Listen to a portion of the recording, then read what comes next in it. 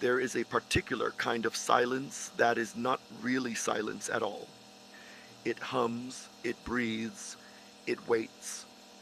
The people who lived in the small mountain town of Grey Hollow, nestled between two dead volcanoes in a valley that most maps refuse to acknowledge, knew this silence better than anyone. They had grown up with it, they had learned to respect it, and most importantly, they had learned never to answer it. But Marcus Hale was not from Grey Hollow. He was a 32-year-old radio technician from the city, hired by a communications company to repair a relay tower deep in the woods above the town. A 3-day job, they told him, easy money. Pack light, drive up Friday morning, be home by Sunday night. He packed light. He did not come home Sunday night. Marcus arrived in Grey Hollow on a gray October morning. The kind of morning that feels like the sky is pressed flat against the earth, too heavy to lift. The town had one gas station, one diner, and a population sign that someone had scratched numbers into 3 different times, each one lower than the last.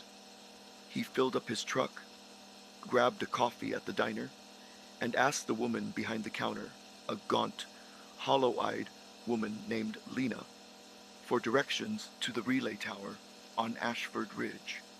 She set down his coffee very carefully, looked at him for a long moment. The company sends a new one every couple of years, she said. They always go up. They don't always come down. Marcus laughed. He thought she was joking. She wasn't smiling. He drove up the old logging road anyway, telling himself that creepy locals were just part of the charm of small mountain towns. Horror movie stuff, nothing real. The tower was exactly where the map said it would be. A rusting 60-foot relay mast planted in a clearing at the top of the ridge, surrounded by dead pine trees that had long since stopped growing in any direction that made sense. Their branches curved inward, as if they were trying to cup the tower in their arms. He noted it, took photos for the report, got to work.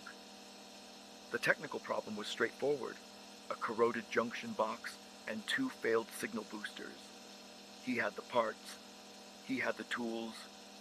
He set up his portable equipment, checked his radio. Strong signal. Good. And started the repair. By 2 o'clock in the afternoon, the job was half done.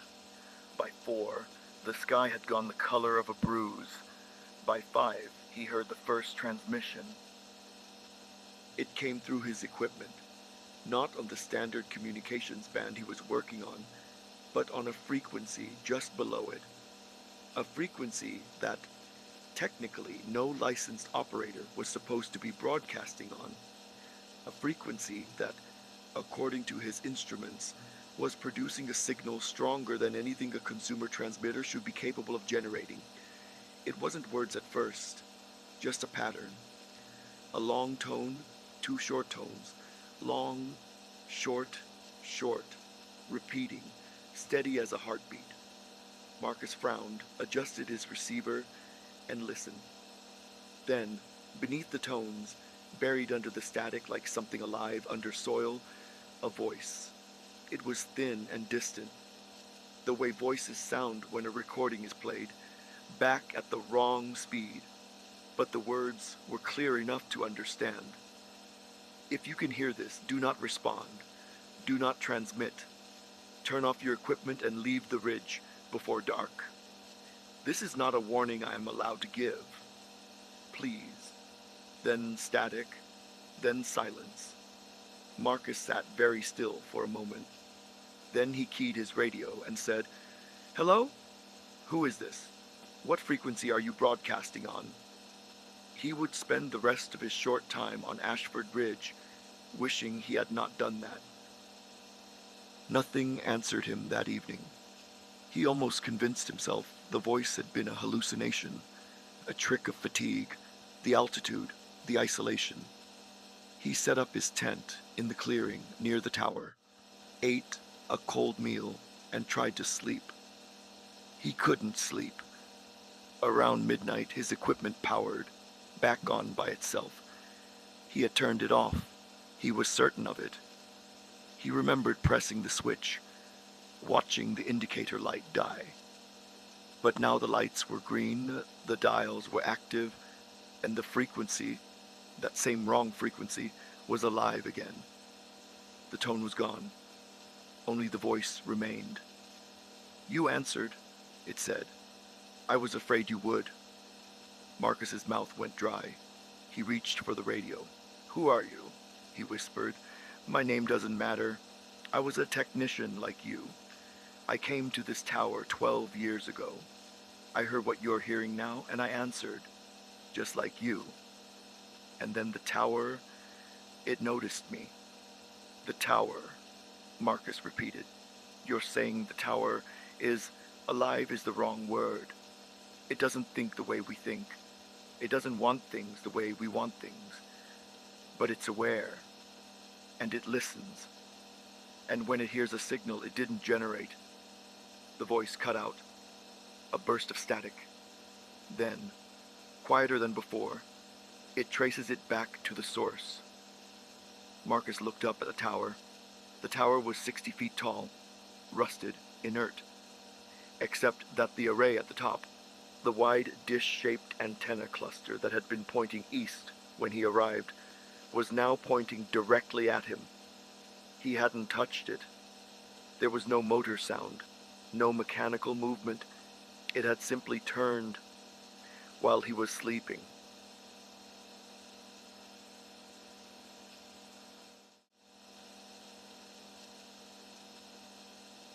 He should have left. He knew he should have left. Every rational part of his brain was screaming at him to get in the truck, drive down the mountain, and never come back. But the voice came back first. "Don't run," it said, urgently. "Running triggers its tracking response. It follows the signal from your equipment. Your truck has a GPS transponder, a satellite radio. It will follow you all the way down the mountain, all the way back to the city. It will follow the signal to everyone you've ever called." "Then what do I do?" Marcus hissed. "What do I do?" Silence. A long, terrible silence, broken only by the low hum of the tower's electronics. "You have to finish the repair," the voice said finally. "That's the only reason it lets technicians onto the ridge in the first place. It wants to be maintained. It wants to stay operational. Finish the repair. Don't deviate. Don't explore. Don't ask it questions. And for the love of God, do not look directly at the base of the tower after midnight." "Why?" "Because that's where it keeps what it collects." Marcus did not ask what that meant. He was afraid of the answer. Instead, he pulled his tools back out with shaking hands and kept working. Because what else was there to do? He soldered connections by flashlight. He replaced the failed boosters. He tightened brackets and tested signal strength, all while the antenna array tracked him, silently, patiently, from above. And he didn't look at the base of the tower. He almost managed it. At 3 in the morning, he dropped his wrench. It clattered down the maintenance ladder and landed at the base of the mast with a hollow metallic ring. He looked down to find it. He saw them. They were attached to the base of the tower, fused to the corroded metal like barnacles to a shipwreck's hull, dozens of them, shapes that had once been human, compressed and flattened and threaded through with coiling copper wire, their mouths open in expressions that suggested they had not died easily or quickly. Technicians, he realized. Technicians going back decades. Every one of them still wearing fragments of their work gear, a safety vest here, a hard hat there, a tool belt, twisted impossibly around a torso that was no longer the right shape for tool belts. And at the very center of the cluster, the most recent, the most intact, a man in a gray jacket with the company logo on the breast pocket. The logo was from Marcus's company. The face, despite everything that had been done to it, was still recognizable. It was the technician who had supposedly done this repair job 2 years ago. The one the company said had quit suddenly and moved out of state. His eyes were open, and in the reflected glow of Marcus's flashlight, horribly, impossibly, they moved. Marcus finished the repair in 40 minutes. He had never worked so fast in his life. His hands were shaking so badly he dropped 3 screws and didn't stop to find them. He followed every instruction the voice gave him. Tighten this, calibrate that, run the signal test, confirm the uplink, and when the voice said, "It's done, you can go now," he climbed down the ladder without looking at the base of the tower again and walked, not ran, walked, to his truck. He drove down the mountain at exactly the speed limit. He passed through Grey Hollow at 4 in the morning. The diner was dark. The gas station was closed. The population sign caught his headlights for just a moment. Someone had scratched a new number into it. It was lower than the last. Marcus filed his repair report on Monday morning. He listed the job as complete. He listed no anomalies. He knew with absolute certainty that if he wrote what he had actually seen and heard, he would be sent back up there to investigate. He quit the company that afternoon. He moved 3 times in the following year. He disconnected his GPS. He bought a car without a satellite radio. He stopped using wireless devices wherever possible, but 3 months after he quit, his phone rang, unknown number. He almost didn't answer it. He answered it. There was no voice, only a tone. A long tone, 2 short tones, long, short, short. Steady as a heartbeat. He threw the phone into the river, bought a new one, changed his number. 2 weeks later, his new phone rang. Long, short, short. The technician the company sent to Ashford Ridge to check Marcus's work never filed a report. The company listed him as having quit suddenly, moved out of state. Nobody followed up. On the population sign at the edge of Grey Hollow, someone scratched a new number, lower than the last, and up on the ridge, in the clearing between the dead pines, the antenna array at the top of the relay tower turned slowly, silently, and aimed itself at the road below, waiting, listening, wondering which signal would come next. If you found this story, if you've made it all the way to the end, I just want to ask you one thing. Before you found this video, did your phone ring today?